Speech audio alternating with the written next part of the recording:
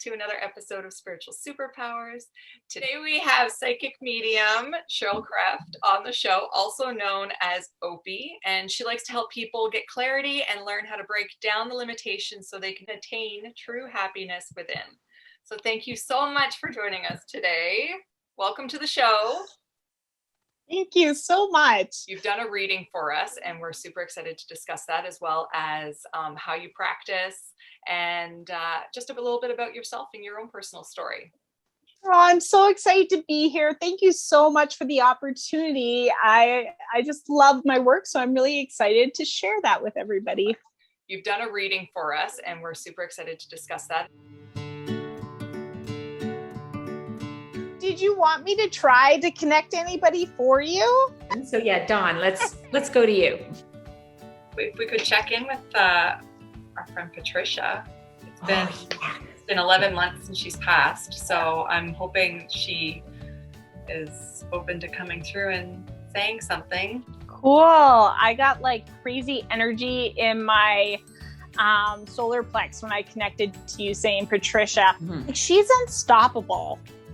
Like she literally like feels like an empire of energy. Like she would just go full throttle in life, but it was always with like love first. Like it feels like her heart was limitless. When I usually connect to people's hearts, they're usually protected and guarded and they have like cages around hers, but hers just feels like it's expansive. Like it's just like radiates everywhere she goes and people just draw to her. Mm-hmm. Does that make sense? Like it was just like this like trap of light and love. And anybody that connected with her just felt better after. But I feel like I'm hearing like ink gun. But she's like, I don't tattoo. I don't do that, right? Yeah, but her daughter did. Oh, and that was connected to you and I, Dawn. You were the one that pushed me to tell everyone about the cardinal, which the day after she passed, she sent a cardinal to my sister's feeder at 4:44. And I had asked her to do this. Send a cardinal, if you're okay, send a cardinal to my sister's bird feeder at 4:40. No, at a time that she could see it. And I mean, she had been sending me 4:44s. So this cardinal showed up at 4:44 at my sister's feeder. So Dawn I told Dawn, and Dawn convinced me to tell all of our friends that were really having a hard time with her passing, and that was, their reaction was part of what started the YouTube channel. Oh, that's and really then her cool. daughter, I told her daughter the story, her daughter got a tattoo of a cardinal on her shoulder. Yeah, and her husband got a tattoo of her, and then I got an angel wing for her. Oh, there we go. That's the tattoo gun. That's not normal for me to get the ink gun, so that's probably what she went into as well. Right? So, but it felt like very connected to you guys. So that's really cool. Is there anything that you'd like to ask her? But what about the dream? Who's having the dream connected to her? The vivid like communication. She's coming in somebody's dreams. That would be Caron. That's Caron. Because you get a lot of the emotion with it, right? But it's not so much clarity on the communication, but you get like a strong sense of the emotion. Yeah. Yeah. Okay. Yeah. The dreams, because she visits other people too, but Caron's very much aware with it. And have you noticed that it comes around when you're like more stressed? Yeah, yes, definitely. And I would say in the last 6 months, I remember my dreams so vividly. So I feel, Caron, like you're opening up, like you're really kind of expanding right now and challenging yourself in a lot more different ways. And I feel like you're really kind of like I call it up leveling. Yeah, I feel that. I feel right? that. So I feel like you're being supported and like cheerleaded on the other side. Like I feel like you have like this like realm of like people behind you just going, yes, keep going. Right? So it's like, but I feel like when you're really uncertain and trying to get clarity around things, she's stepping forward to say, no, we're still here. You're not alone. We're very much there providing and connecting for you, and to just trust. Yeah. And I do believe that she is there. And in fact, I think you tuned into her once, Dawn, and she said the same thing, that my dad and Patricia were both kind of really there cheerleading, guiding me, that sort of thing. I mean, she's guiding us both for sure. That's really cool. I love that. I mean, how great is it that we get to step forth in our path and have all this support? Because really we look for it so much on the earth realm, but then to have, an expansion on the other side, just, right there and limitless in assistance, it's beautiful. I love it. So that's kind of what I do for mediumship, because I do a lot of the psychic work too. Like, a lot of people come for that. It's interesting because they either come for one or the other. And then if they don't know, then it's just like, we just kind of started on the psychic stuff and they're like, I can't believe you're talking about this. And then usually a couple people pop in at the end and we kind of go into that way. But I usually do the cards and then I connect to them physically on how to support their physical realm. And then we go to the psychic and then we go into the mediumship. So to do a reading on video, I don't know if I could do it. So you got a lot of stuff. Thank you. I really appreciate that. What I also like about your personality as a medium, and I don't know what you think, Dawn, but I love how bubbly and giggly you are. It takes what could be a heavy subject and lightens it. Obviously, if people are coming to connect to others that they have lost, there's usually a lot of grief, sadness, that sort of thing. But I love your energy around it. You are bubbly, you're positive.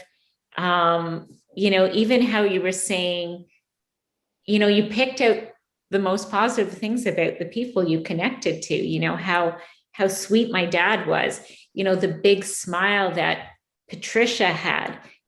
I mean, it was very cool. I'm just saying. That's cool. To me, they always bring me back to the love that they experienced, the laughter, the connection, and that's where our heart is. And it's kind of where I want to bring my clients back to. I mean, of course, we go through some depth and I always want to support them in the best way of, supporting them. But at the end of the day, I want to make sure that they feel illuminated after and their heart is happier for connecting on the other side. I mean, what a beautiful thing to be able to connect with somebody again and, to be able to feel good about it and, have some resolution and bring forth some things that we haven't thought about in a long time.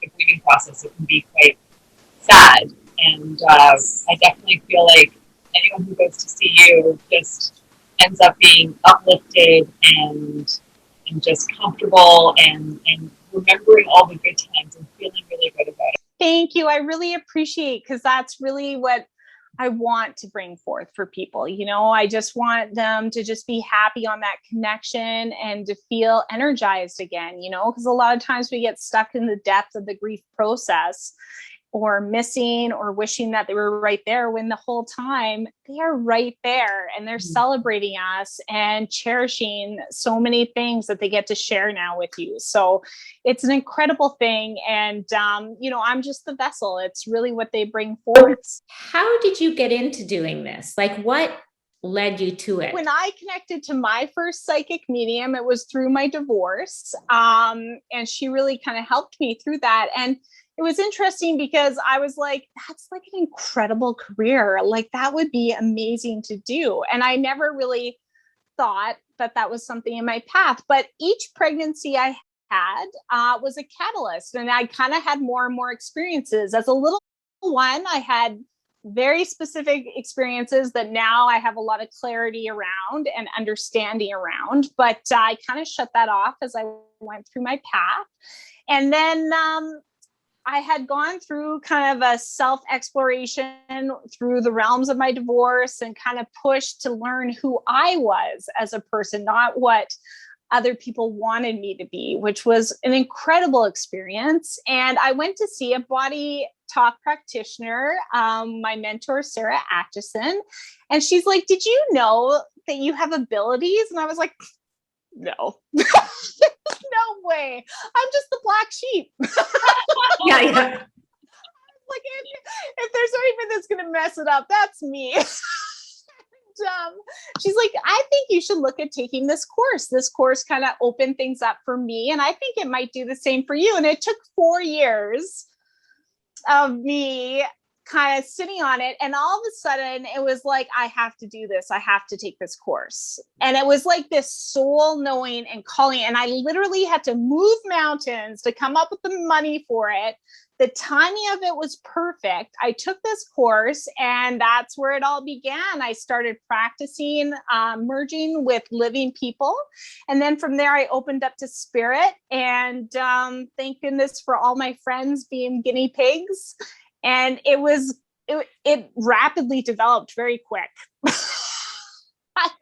I did not expect to open business 2 months after. And it's just kind of been going from there, and spirit's been putting lots in my path. It's been incredible, the experiences that I've got to be part of.